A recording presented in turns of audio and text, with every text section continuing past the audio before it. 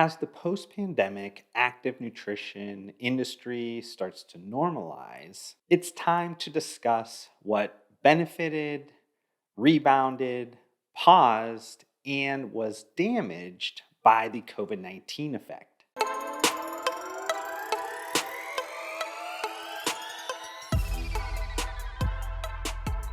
Honestly, I've been sitting on this piece of content since the end of December.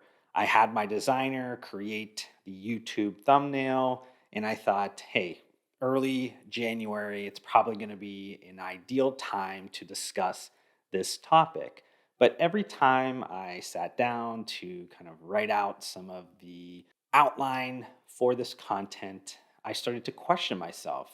Was anything normal around me? Or were the indicators that I was seeing in the market actually something substantial? Or was it just a futile mirage? Part of what makes my content valuable, or at least where I think maybe makes it valuable, is there's also an element of timing that goes into when I do launch and create these specific pieces of content because I want to make sure that they are as relevant and have a high level of actionable insights within them. While I'll be forever questioning the right time to create some of these pieces of content, I think it's indisputable that the COVID 19 effect changed almost everything that had to do with the active nutrition industry.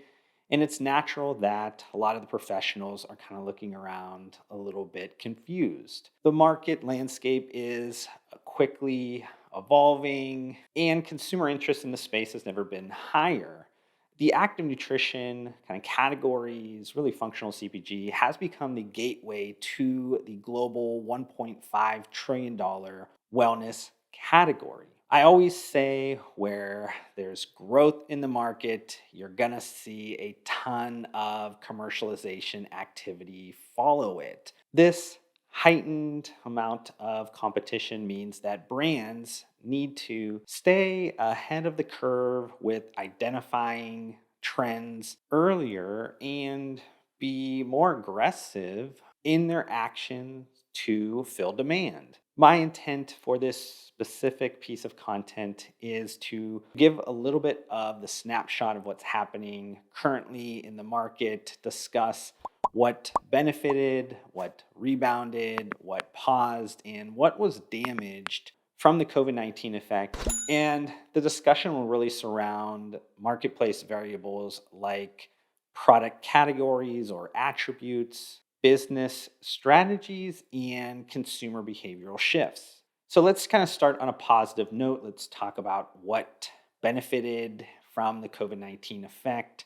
We're looking at this from a product perspective. I want to start on the protein snacks. And we're talking about this sans bars. So the sweets, savory type of category formats that were closely tied with historical consumption behaviors with consumers. So we're talking about salty snacks like a protein chips or maybe something like sweet cookies, protein cookies, things like that. Those saw a huge benefit from the COVID 19 effect as there was a lot more snacking occasions that happened throughout the day as consumers were at home. That created a huge kind of uplift in volume, obviously, the amount that was being consumed, but that equated to sales and just the overall kind of consumer awareness around protein added snacks. Another kind of super obvious one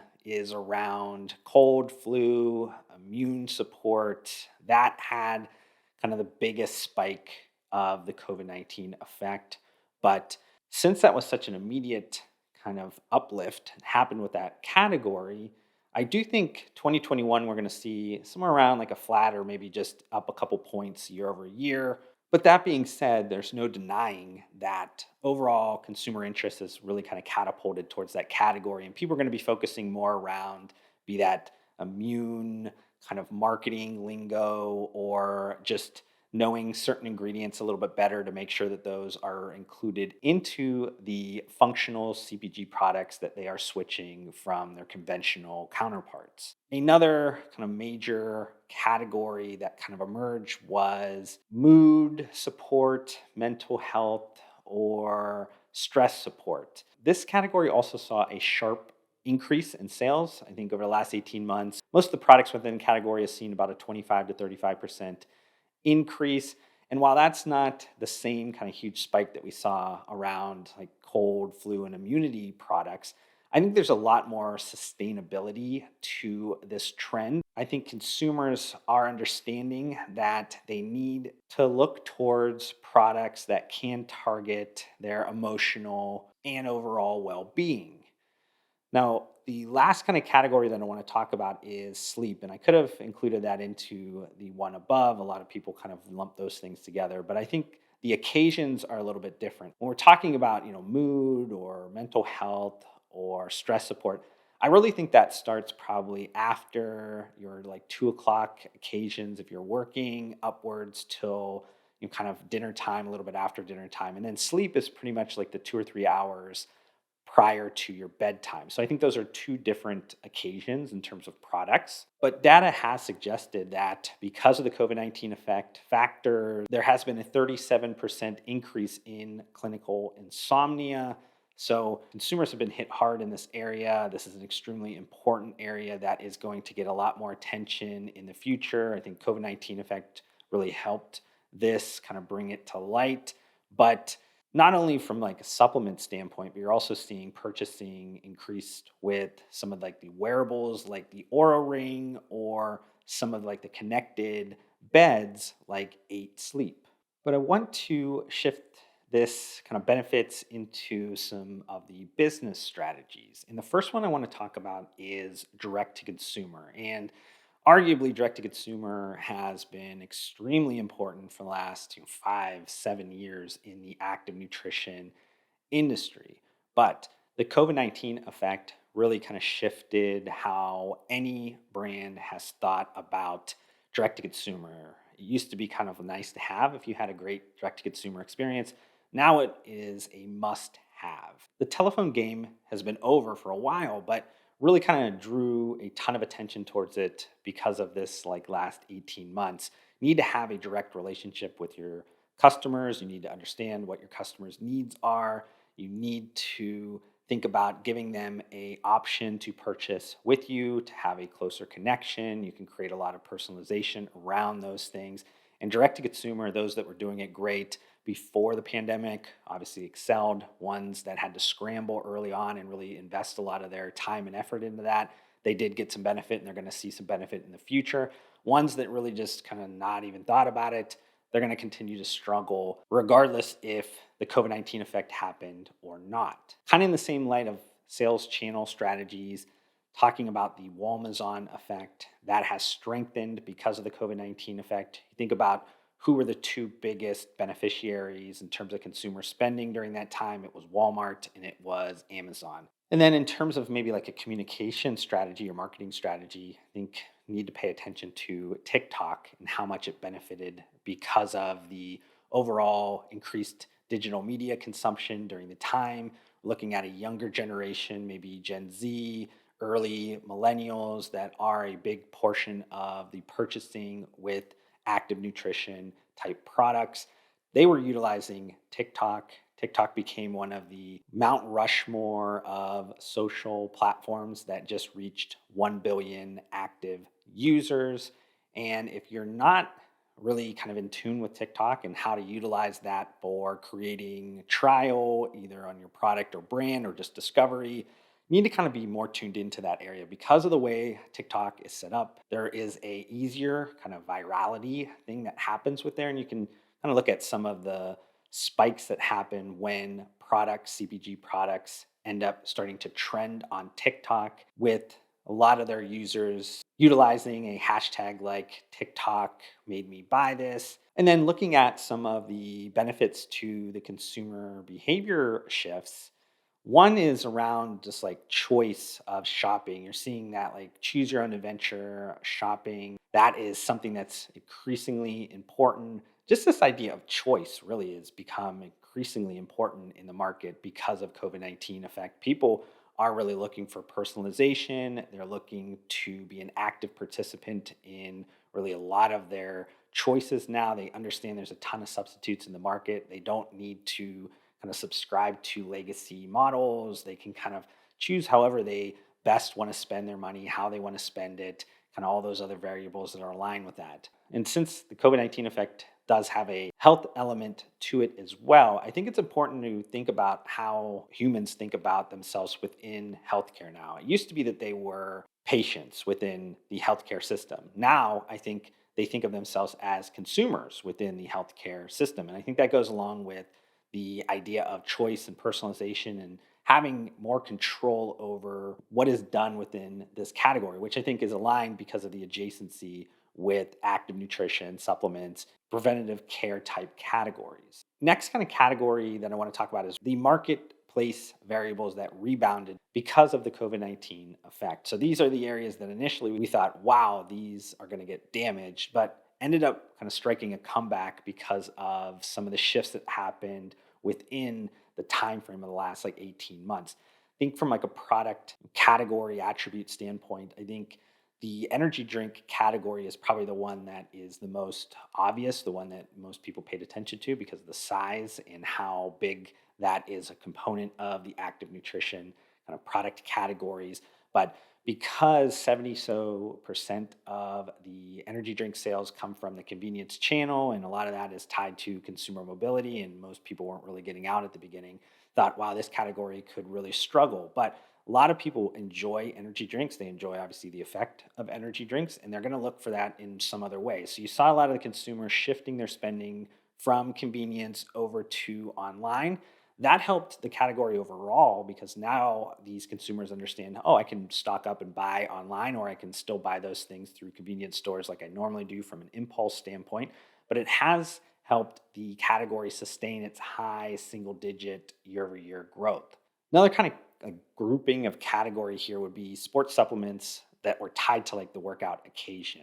Because the gyms were closed at the beginning, obviously all this stuff kind of died really quickly. I think a lot of people were trying to scramble to figure out what should I consume now in my routine, what shouldn't I, what can I cut down because now I can't go to the gym like I normally do. So a lot of those products that were kind of mainstays in a lot of people's kind of routines fell off, or they maybe were consumed in a less frequent manner, which threw off the repurchase timing and kind of elements like that. But as the states kind of loosened their restrictions and people were able to get back into their normal routines, that naturally started to come back. So you're seeing pre workout energy supplements kind of come back to life. You're seeing some of those post workout protein type products come back to life. And then the last kind of category I want to talk about is hydration. And again, this is a category that probably has changed a little bit in people's minds. I think there was a lot around maybe sport application or active kind of workout occasion that hydration products were really thought of because of the name stay, Gatorade, and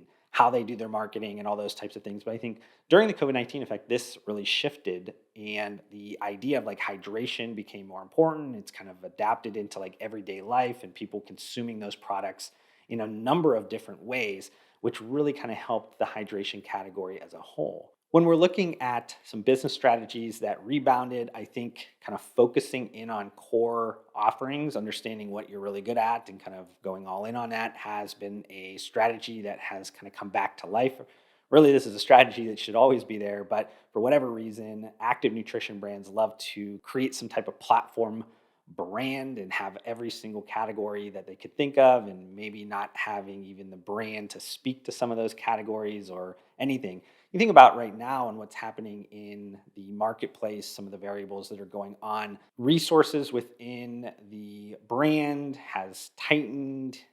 Supply chain has really been interrupted and tightened. Attracting consumer attention has become more expensive. And then getting on shelf at some of the valuable retailers, larger retailers, has been more competitive. So SKU rationalization here It should be something that really rebounded throughout the COVID-19 effect. It should be a mainstay strategy within any active nutrition brand going forward. And then looking at kind of a rebounded consumer behavior trend, I think because a lot of people were spending time at home, maybe they were unemployed and they were looking for new jobs. I think this idea of like digital learning kind of spiked, and that helps a technical CPG product, be that supplements, be that energy drinks, functional foods, functional beverages, any of those types of things. Consumers then have more time to spend to learn a little bit more. They can take more of an interest in more categories, and because of that, brands, we're seeing a good amount of benefit from getting back to some of that product marketing, product centric marketing, really focusing on the benefits of the product and being able to communicate those to consumers. Now, moving into the areas that were paused, and this really kind of didn't see too much effect one way or another. We're looking at like product categories or attributes. For me, this would be like protein bars. So we talked about snacks before and how they benefited, but I think protein bars actually didn't see much benefit at all. They actually had a year over year decline, but I don't think it was anything that is going to sustain long term. So that's not going to be in the like damaged category that I'll talk about last. But protein bars are surprisingly tied to consumer mobility because it's portable. You also have like on the go breakfast or eating occasions, snacking occasions, and a lot of the consumption around the workout occasion. So, being that all those things kind of struggled, at least in the near term, that had an effect on protein bars. Now, I don't see any of those kind of going away completely. So, I do think some of the shifts in the marketing and having consumers think about protein bars a little bit differently will help offset any of the kind of declines in any of those categories. But I think protein bars will be fine. I think there's still a lot of value in the protein bar category. So I don't think anybody should be abandoning that anytime soon. The other product category that I want to talk about is CBD. And this is mostly around the fact that the FDA has been swamped. They have been focusing on the coronavirus. So they have really no interest in thinking about other categories really all that much, especially one that is going to take a lot of like heavy lifting for them to define how non-pharmaceutical companies will deal with the market versus the pharmaceutical market and a number of other things that need to kind of happen. So there's still kind of a purgatory state of the regulations in the United States, and that's holding back the CBD cannabis market from being able to actually spread their wings and utilize the marketing tools they would like to, and the retailers actually feeling confident to put those things on shelf from the largest ones like a Walmart or a Target. So a lot of that has been kind of stunted, but again, wasn't negatively impacted. I still think as those things clear up, everything will be back on track for growth. Shifting the kind of paused area towards the business strategy side, I think international expansion. Now, I'm talking from like an American standpoint here. I think a lot of the international expansion efforts have been kind of stunted because a lot of the international markets have had kind of wild shifts in terms of how they are dealing with the COVID-19 effect.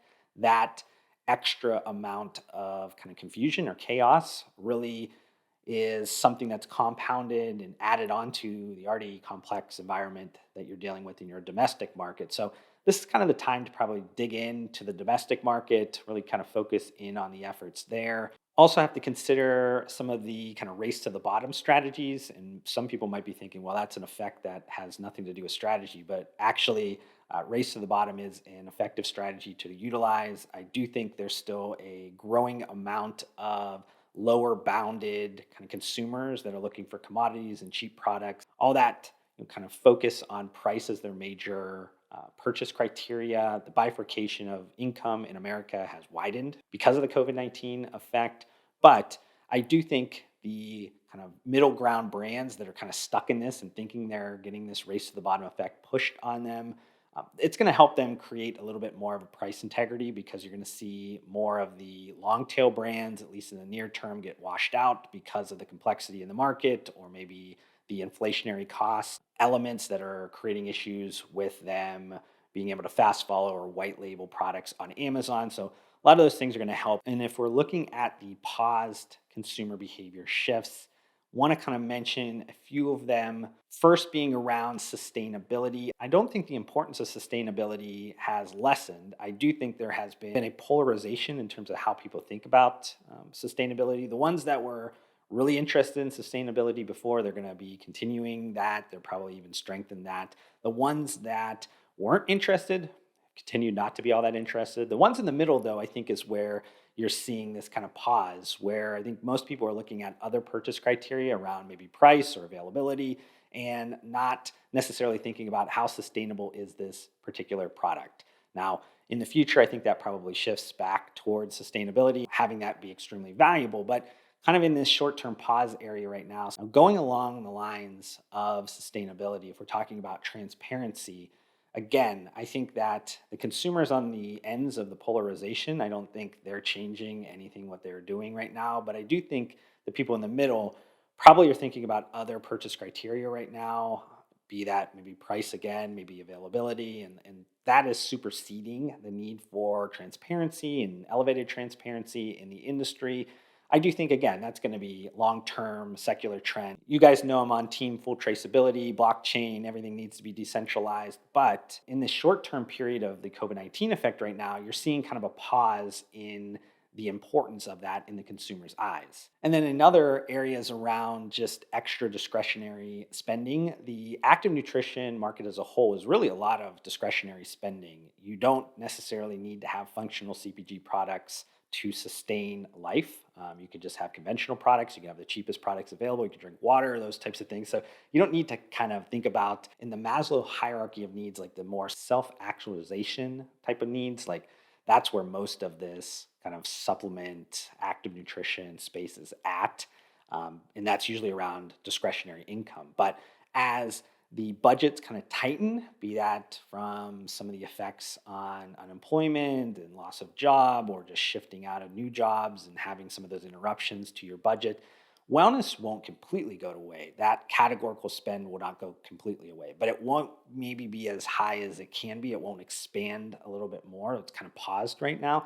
So consumers are going to think more critically around what products they're going to buy within the wellness category. They're going to need to make sure they focus on the actual effects and the actual value they're getting for the money that they're spending. And then the final area I want to talk about is around what was damaged because of the COVID-19 effect. I saved this for last. Unfortunately, you're going to have a bad taste in your mouth. I apologize for that. But we're thinking about like product categories or attributes. I want to talk about maybe what the oddest COVID-19 effect in any product category within the CPG industry has shown me, and that's around weight management, because the supplement category has struggled mightily despite weight being arguably the most important variable in counteracting this viral endemic. Something has been fundamentally flawed in this category well before the COVID 19 kind of period happened. Think about how to reposition the weight management category to help more individuals. It needs to be more holistic, it needs to be more lifestyle, it needs to kind of shift away from this magic pill, instant gratification type of marketing that has really driven that category for decades. Another kind of product centric trend that was damaged because of the COVID-19 effect is around kind of artificial everything. And I still think taste is king. I think that consumers, especially in functional CPG, products that have some pretty nasty kind of bases to combat, consumers are still going to choose taste as a major purchase criteria. But I do think there's going to be a lessening that's happening and already has started to happen around the perceptions of artificial sweeteners, artificial flavors, artificial colors. And that's because you're seeing the benefit to the opposite of that. You're seeing a lot of natural spending, you're seeing a lot of organic spending. A lot of CPG categories have a huge boost in that area as people start to think more critically around what they're consuming. If we're looking at some business strategies, kind of the opposite of some of the sales channel strategies I talked about at the benefit kind of category, this would be specialty retailers or specialty e-commerce. Those small shops that were run as hobbies, you had some of the larger specialty shops that are not adapting to the consumer needs of today. And those e-commerce sites really don't have all that much relative value in the consumer market anymore. Another one is around how the supply chain and financial management can no longer be an afterthought. This was really where the strong business strategies were getting made anyway. This is where you separated the men from the boys. But it was always an afterthought for brands. They thought, well, if everything's going well and I'm growing strong, that covers up everything else. I don't have to worry about things. But when chaos happens or when kind of shocks happen into the market and those areas are not being covered properly, you end up creating a ton of damage. And that's really what's happening right now with a lot of the active nutrition brands, the ones that weren't focused on that area or strong in that area, now are having to really come back from a huge amount of damage. And regardless of when this all kind of gets cleared up, Goldilocks is over. You need to get that out of the way. You need to start focusing in on some of these critical areas of your business because you can't be lulled back to sleep and just think everything's going to be safe over the next 10 years like we had in the last decade long growth period. Then, if we're looking at some of the damage that's being done to consumer behavior, the first one is around appealing to everyone. The world has become extremely polarized. And if you want to be a trusted brand that has affinity in the market, you have to start thinking about a lot more things. You have to start humanizing your brand a lot more. You need to be taking sides in a lot of these conversations because consumers are expecting you to, and they're going to spend their wallet with those that do align with them more. So you need to kind of critically think about what is my customer community? How do they act? What do they think about? What do they want from a brand? And make sure that aligns with what you are doing. Another kind of consumer behavior that was damaged is just around in person anything. And people are probably going to laugh about this because they think, well, I'm going to quickly get back to my normal day to day life when I can. But that's not been the case right now. I think a lot of people have been gun shy to get back. They've been thrown into these virtual worlds, and these virtual worlds actually have been quite valuable to them. They've actually noticed that they enjoy spending more time in the virtual world. And this really needs to reset how we think a lot about in person interactions in the future. Pay attention to the Web 3.0 kind of movement that's happening and really kind of taking off extremely fast. And you'll start to realize that maybe we're a lot closer to this than we think. Just want to end on some final thoughts. There's been a huge shift in the market, and consumers are starting to think a lot more towards proactive instead of being reactive with their health. More consumers globally are turning to functional CPG products to be a big part of what supports their health. And responsibility within the industry has increased substantially. A lot has changed because of the COVID-19 effect, and there's definitely new rules that need to be applied and new strategies to think about how to take advantage of this current market. I hope this content helped you a little bit in terms of maybe getting a little bit clearer of a picture around how you can attack those opportunities in today's market. If you enjoyed this YouTube video, hit that like button to support me. Also, help me get to 2,000 subscribers by hitting that subscribe button. 3/4 of you that are watching this video right now are not subscribed to me, and just stating that fact hurts my feelings. Thank you again for tuning in, and I'll see you on the next one.